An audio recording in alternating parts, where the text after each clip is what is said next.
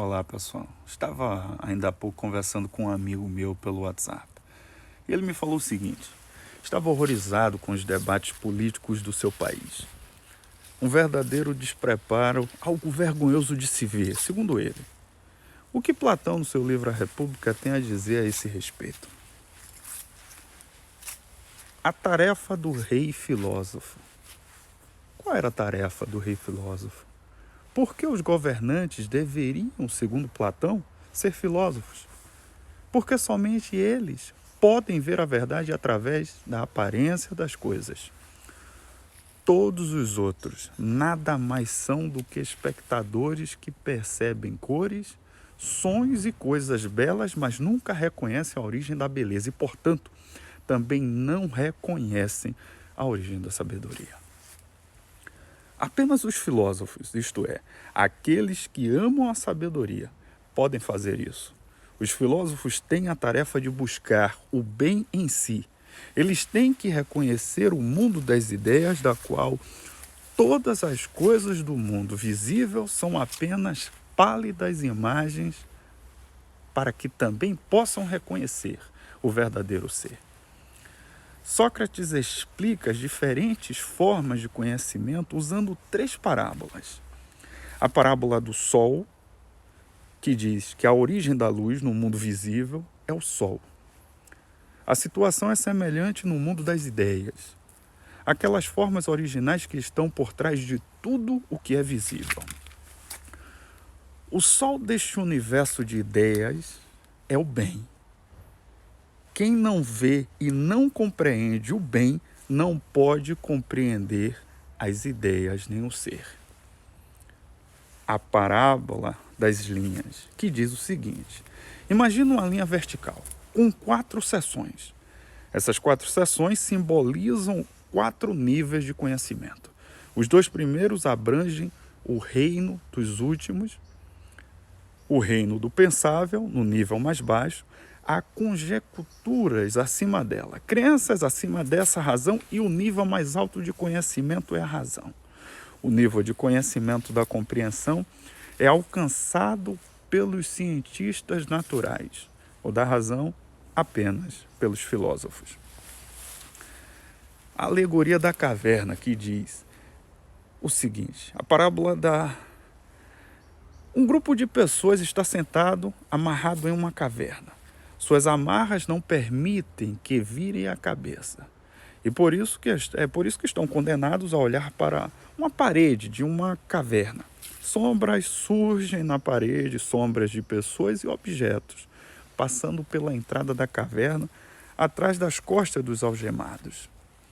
Essas sombras devem necessariamente ser tomadas pelo limite como a única realidade, uma vez que não tem mais nada para ver, até que um dos acorrentados finalmente se liberta. Tropeça no escuro, chega à entrada da caverna e vê o sol pela primeira vez. Pela primeira vez na vida.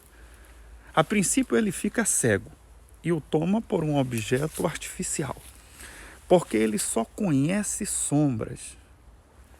Percebe que este é o mundo certo. Ele é como um filósofo que se libertou das sombras do mundo visível e avançou para o sol do conhecimento, para o mundo das ideias. Se ele retomar a caverna, ele tentará convencer seus ex-companheiros de prisão, de que eles foram vítimas de ilusões. Não se pode descartar que eles irão odiá-lo por isso e matá-lo se puderem. Concorda? O sistema de educação do Estado dizia o seguinte, segundo Platão era o seguinte: como os reis filósofos devem ser treinados. Ou melhor, como os políticos deviam ser treinados. É um processo longo. Todos os filhos do povo têm oportunidades iguais para este cargo. Sua educação inclui ginástica, música, matemática, geometria, astronomia, dialética e harmonia acústica. Aos 20 anos, as crianças têm que enfrentar a primeira prova.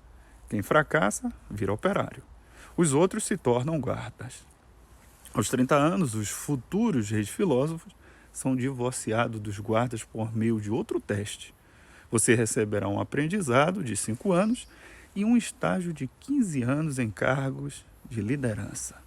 Somente aos 50 anos, os futuros governantes podem ser determinados em um teste final. Os reis filósofos constituem o melhor governo do Estado, pois são capazes de discernir a verdade. Mas, no que diz respeito a este ponto, disse Sócrates, nomeadamente a justiça, como devemos lidar com isso?